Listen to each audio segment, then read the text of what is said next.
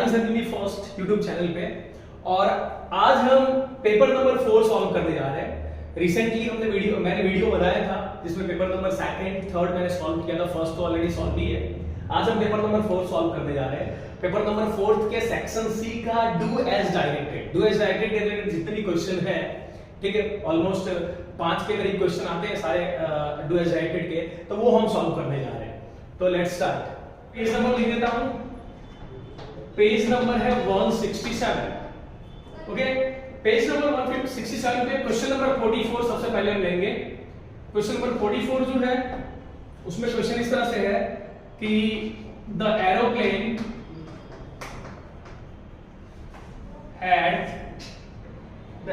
had no lights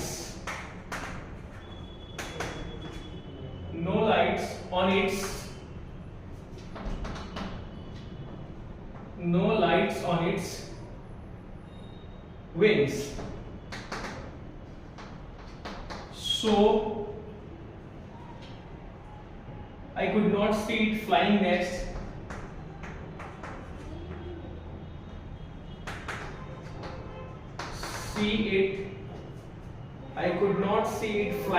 to me.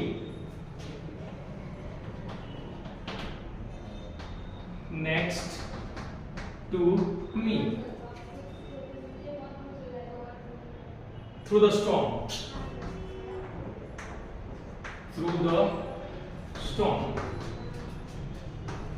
Okay, करना क्या है? तो करेक्ट यूज ऑफ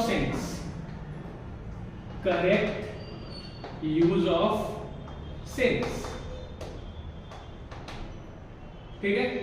इस सेंटेंस में हमें सिंस का प्रॉपर यूज करना है। ओके, क्वेश्चन क्या है? Aeroplane had no lights on its wings, मतलब एरोप्लेन के विंग्स पे कोई लाइट नहीं लगी थी। So I could not see it flying next to me, इसलिए कोई एरोप्लेन मेरे पास से ही फ्लाई कर रहा था और मुझे नहीं दिख पा रहा था। थ्रू द स्टॉर्म, ठीक है। तो यहां पे आपको सेंस का यूज करना है, प्रॉपर यूज करना है। ओके, पहला ऑप्शन है the aeroplane had no lights on its wings since I could see it flying next to me through the room, ठीक है। तो ये I don't think it is giving the appropriate meaning, ठीक है। इसका appropriate meaning नहीं आ रहा है ऑप्शन ए का। ऑप्शन बी देखते हैं, since I could see it flying next to me through the storm the aeroplane had no lights on its wings. No, इसका ही मीनिंग मैच नहीं हो रहा है। थर्ड देखते हैं, since the aeroplane had no lights on its wings I could not see it flying next to me through the storm. Okay, C को लेके चलते हैं, मीनिंग मैच हो रहा है। Since the aeroplane had no lights on its wing I could see it flying next to me through the storm, ठीक है। Question में अगर देखें तो एरोप्लेन के विंग्स में कोई लाइट नहीं लगा था, इसलिए उसको दिख नहीं रहा था, ठीक है। फर्स्ट वाले एरोप्लेन के पायलट को दिख नहीं रहा था कि मेरे पास से भी कोई एरोप्लेन जो है वो उड़ के जा रहा है, ठीक है। तो एग्जैक्ट मीनिंग जो है,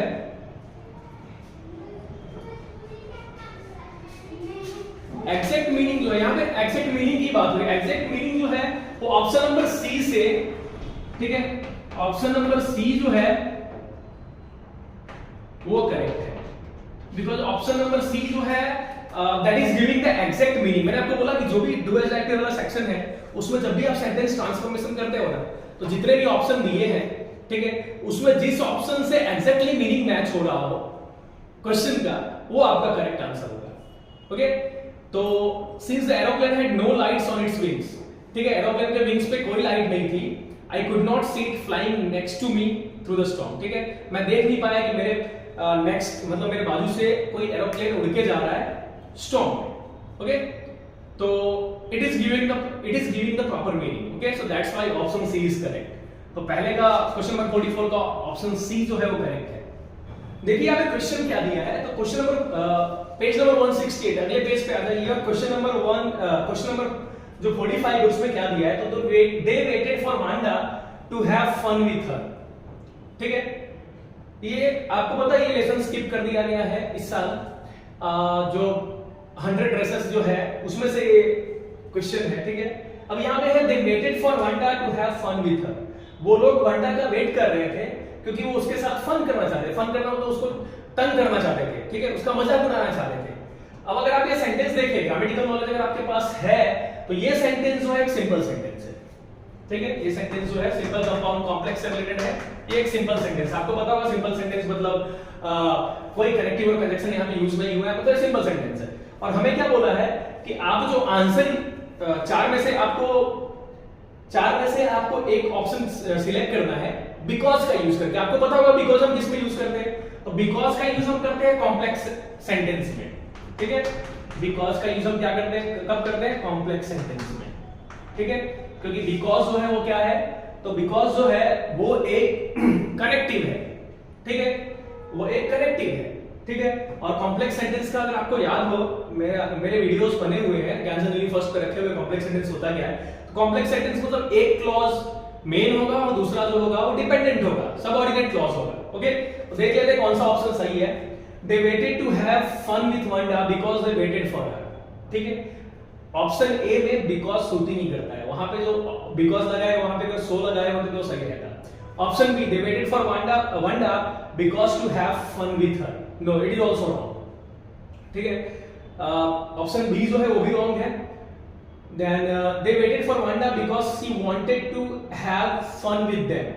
अच्छा, ऑप्शन सी में देखिए वो लोग वांडा का वेट कर रहे थे because she wanted to have fun with them. दो लड़कियां जो थी, दोनों जो फ्रेंड्स थी, वो दोनों मिलके उसका एक्चुअली एक जो थी उसमें से वो इनोसेंट थी, लेकिन दोनों मिलके उसका मजाक बनाया करते थे, ठीक है, एक दूसरे का साथ दिया करती थी, ठीक है। तो यहाँ पे तीसरे वाले में आप देखिए बिकॉज के बाद सी यूज किया, मतलब एक ही पर्सन उसका फन बनाया करता था, ठीक है। तो ये भी सही नहीं होगा। ऑप्शन डी की तरफ आते हैं, they waited for Wanda because they wanted to have fun with her, ठीक है। वो लोग वंडा का वेट कर रहे थे क्योंकि वो चाहते थे कि वो वंडा का मजाक बनाए। तो option D is correct, okay. देखिए यहाँ पे बिकॉज लगाया है और इसमें दोनों क्लॉज है, ठीक है। वंडा का वेट क्यों कर रहे थे, ठीक है, तो एक रिजल्ट है और एक रीजन है, ठीक है। वंडा का वेट क्यों कर रहे थे, क्योंकि वो उसका मजाक बनाना चाह रहे थे। तो यहाँ पे आप देखिए कि चौथा जो है ऑप्शन डी जो है वो एकदम करेक्ट है, ठीक है। ऑप्शन डी जो है वो आपका आंसर है, ठीक है। मैं एक बार रीड कर देता हूं, यहाँ पे लिखूंगा read will take more time. So they waited for Wanda because they wanted to have fun with her, ठीक है। तो ऑप्शन डी जो है क्वेश्चन नंबर 45 का आपका ऑप्शन डी जो है वो करेक्ट है, ओके। चलिए हमारा अगला क्वेश्चन है, क्वेश्चन नंबर 46 है। I was happy to be alone high up above the sleeping countryside. I was happy to be alone high up above the sleeping countryside. Select the correct exclamatory sentence, ठीक है। तो ये sentence जो दिया है, ठीक है, ये एक assertive सेंटेंस है और हमें इसको एक्सक्लेमेटरी में कन्वर्ट करना है, ठीक है। तो ऑप्शन देख लेते हैं। How happy I was to be alone high, sorry, what happy I was to be alone high up above the sleeping countryside, ठीक है। ऑप्शन ए जो है, ठीक है, हाउ हैप्पी यूज कर सकते हैं, व्हाट हैप्पी यूज नहीं कर सकते। फिर हाउ हैप्पी फिर बोला है, तो यहां अगर आप क्वेश्चन में देखें तो और तक ए का तो यूज हुआ ही नहीं है, तो ऑप्शन बी को भी हम क्या करते हैं, साइड रखते हैं, ठीक है। ऑप्शन सी व्हाट हैप्पी, इसको भी साइड रखते हैं। तो हमारा करेक्ट ऑप्शन है ऑप्शन नंबर डी, ठीक है। ऑप्शन डी हमारा करेक्ट है, ठीक है। ऑप्शन नंबर डी जो है वो करेक्ट है for question number 46, okay. How happy I was to be alone high up above the sleeping countryside, and last में exclamation mark, okay. तो आप देख लीजिए कि आपका क्वेश्चन नंबर 46 जो है उसका करेक्ट ऑप्शन है ऑप्शन नंबर डी, ओके। देखिए क्वेश्चन है व्हाट अ स्टोरी। पिछला वाला क्वेश्चन था उसमें सेंटेंस क्वेश्चन असर्टिव था, हमें एक्सक्लेमेटरी में कन्वर्ट करना था। यहाँ पे क्वेश्चन एक्सक्लेमेटरी है, हमें कन्वर्ट किस में करना है, असर्टिव में कन्वर्ट करना है, ठीक है। तो आप देखिए स्टोरी है व्हाट अ स्टोरी, ठीक है। तो इसका मीनिंग क्या है, क्या स्टोरी थी, ठीक है। तो ऐसे व्हाट अ स्टोरी को हम ऐसा प्लेन तरीके से नहीं बोल सकते। व्हाट अ कार, तो उसको हम कैसे बोलते हैं, it is a wonderful car या it was a wonderful car, ऐसा बोलते हैं ना, ठीक है। हम सिर्फ प्लेनली ऐसा नहीं बोलते कि it is a car, what a car का इट इज अ कार नहीं होता है, तो या इट वाज अ कार नहीं होता है। तो आप देखिए ऑप्शन ए है इट वाज अ स्टोरी, गलत है। इस इतने मतलब यहाँ पे एक्सक्लेमेटरी सेंटेंस, एक्सक्लेमेशन तभी हम यूज करते हैं जब हम किसी चीज को देख के अचानक से एक्साइटेड हो, ठीक है, सडन फीलिंग आती है, वहां पे एक्सक्लेमेटरी सेंटेंस का यूज करते हैं, ठीक है। तो एक्सक्लेमेटरी सेंटेंस को जब आप एसर्टिव में कन्वर्ट कर रहे हो तो आप प्लेन तरीके से नहीं कर सकते। सिर्फ आपने what a story, it was a story लिख दिया तो नहीं चलेगा, आपको उसमें कुछ ऐड करना पड़ेगा। तो option A it was story नहीं चलेगा। They had not told any story, ये तो बिल्कुल ही नहीं चलेगा। The story was really unbelievable, ठीक है, इसको लेके चलते हैं। The story was endless, story was endless को नहीं रखेंगे यहाँ पे, ठीक है, स्टोरी खत्म होने वाला ही नहीं था, ऐसा नहीं चलेगा, ठीक है। तो ऑप्शन सी जो है the story was really unbelievable, वो सही है, ठीक है। यहाँ पे ऑप्शन सी जो है वो करेक्ट है, ओके। व्हाट अ स्टोरी, ठीक है। तो इसका दूसरी तरह से हम एसआईटी में मीनिंग देख सकते हैं कि the story was really unbelievable, ठीक है। व्हाट अ स्टोरी तभी हम बोलते हैं जब हमें कोई स्टोरी बहुत अच्छी लगती है। अनबिलीवेबल मतलब ऐसी स्टोरी हमने कभी देखी नहीं, तभी हमारे मुंह से निकलता है exclamatory word what a story, okay. चलिए आगे बढ़ते हैं। चलिए अब नेक्स्ट क्वेश्चन पे आ जाते हैं। नेक्स्ट क्वेश्चन हमारा है she was too old to lift the bag, मतलब वो इतनी बूढ़ी है, इतनी बूढ़ी थी कि वो बैग नहीं उठा सकती थी, ठीक है, ऐसा मीनिंग आया। तो मैंने आपको बताया है इसमें क्या करते हैं, पहले टू को हटा के सो का यूज करते हैं, ठीक है, दूसरे टू को हटा के दैट का यूज करते हैं, ठीक है। तो देखते हैं ऑप्शन कौन सा सही है। She was very old to lift the box, ठीक है। तो आप देखिए यहाँ पे टू को हटा के सो दैट इन सब का यूज नहीं किया, मतलब ऑप्शन ए करेक्ट नहीं है। Option B she was so old that she could not lift the box, इसको रखते हुए भी होल्ड करके।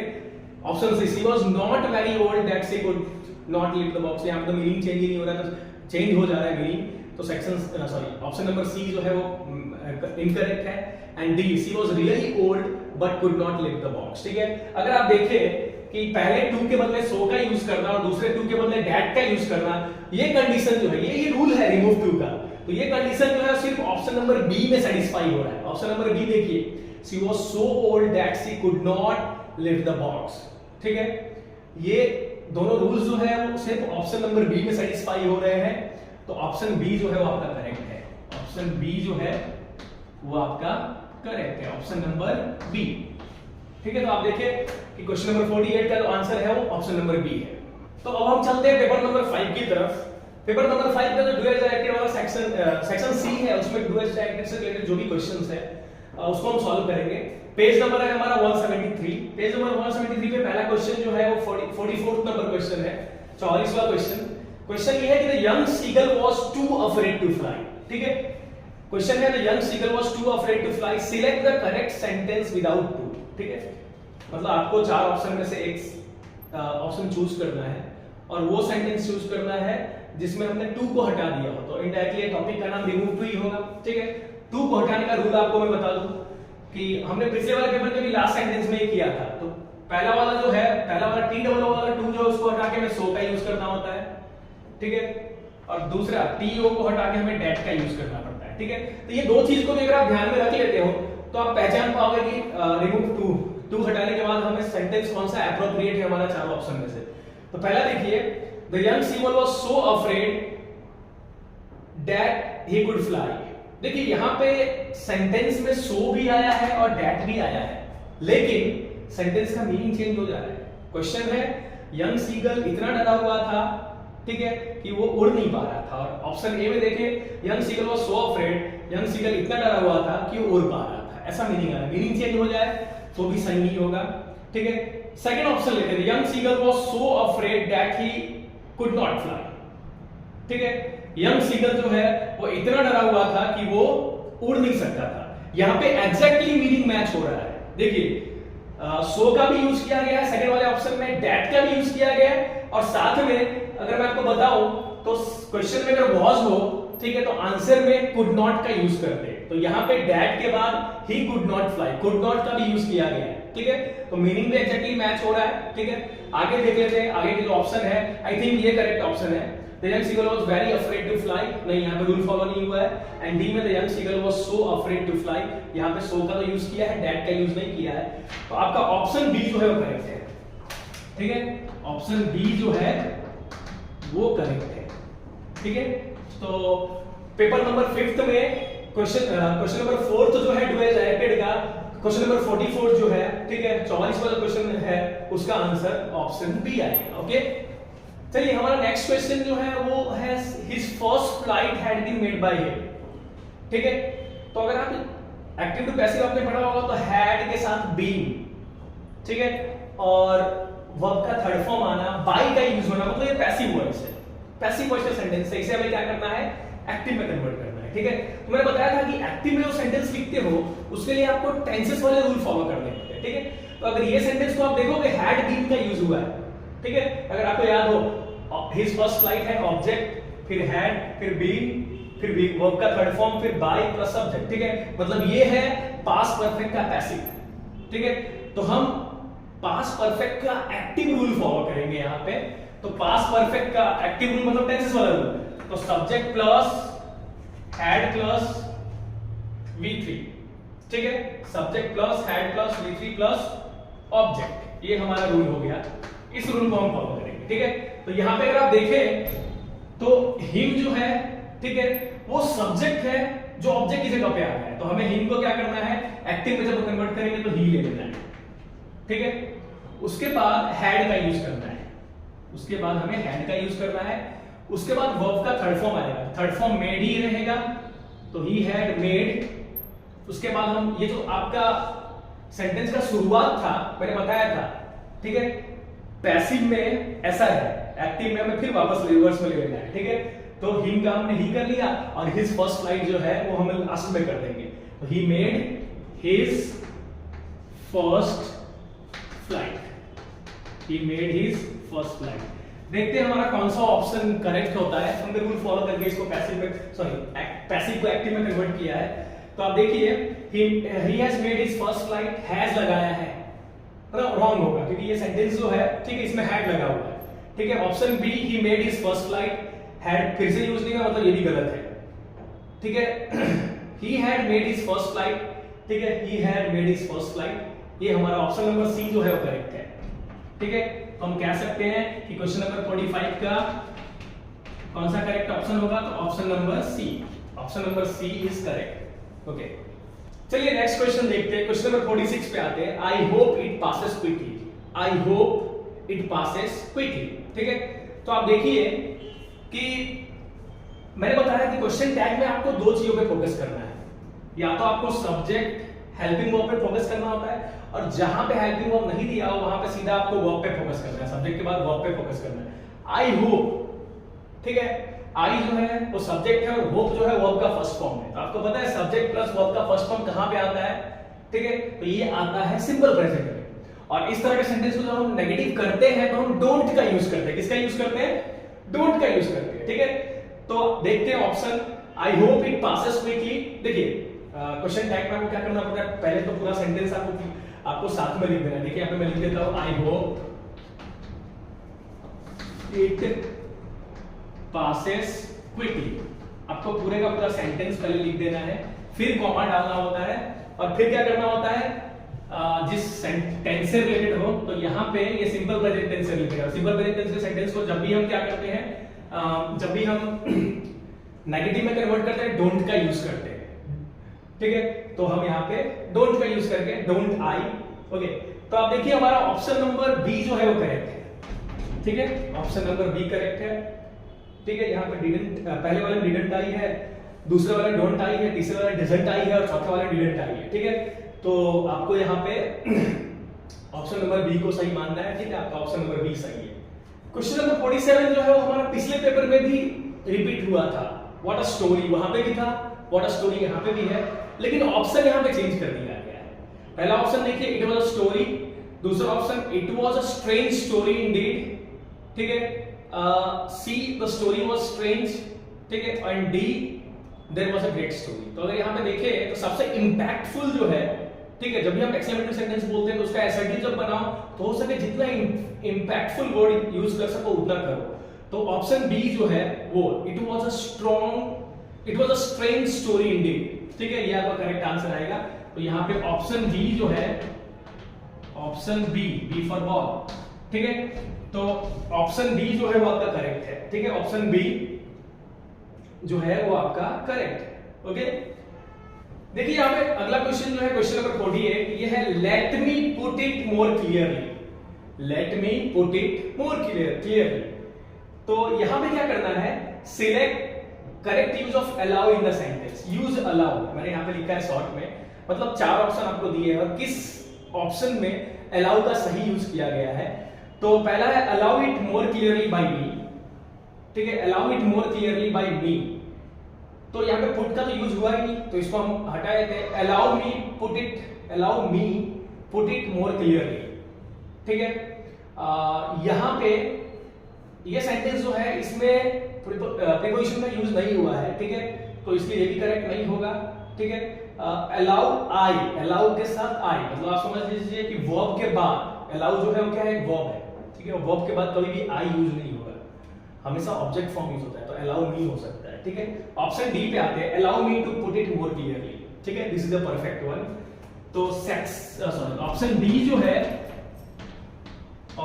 जो है वो एकदम करेक्ट है, allow me to put it more clearly, allow me to put it more clearly, okay, this is the perfect option. तो ऑप्शन डी जो है वो करेक्ट है। तो इसी के साथ आज हमने 2 पेपर सॉल्व किए हैं, पेपर नंबर 4 और 5, और यहां पे क्लियरली रीजन क्या है, why we are selecting a particular option, मैंने आपको हर एक क्वेश्चन में रीजन बताया है, तो ये आपके लिए हेल्पफुल रहेगा। मतलब आप सोचिए कि अगर आपको डायरेक्टली आंसर लिखवा दिया जाए तो ऐसा तो है नहीं कि बोर्ड वाले इसी स्कीम से कोई पेपर पूछने वाले हैं, ठीक है। आपको समझा के यहाँ पे बताया गया, इस तरह के अगर क्वेश्चन आपसे पूछे जाएंगे तो अगर आपने हमारा वीडियो देखा है, आप प्रॉपर समझे हो कि ये ऑप्शन ही क्यों सिलेक्ट किया गया, रीजन क्या है उसके पीछे, तो आप इससे ऐसा दूसरा क्वेश्चन अगर आता है तो उसको भी आराम से सॉल्व कर पाओगे, ठीक है। तो आई होप हमारा वीडियो आपको पसंद आया होगा। इसी के साथ अगर आपको हमारा वीडियो पसंद आ रहा है तो हमारे चैनल ज्ञान से दुनिया फर्स्ट को प्लीज सब्सक्राइब कीजिए, वीडियो को लाइक कीजिए, शेयर कीजिए, और इसी के साथ आज का वीडियो हम खत्म करते हैं। अगला पेपर का सॉल्यूशन, ठीक है, पेपर नंबर 6 का करेंगे।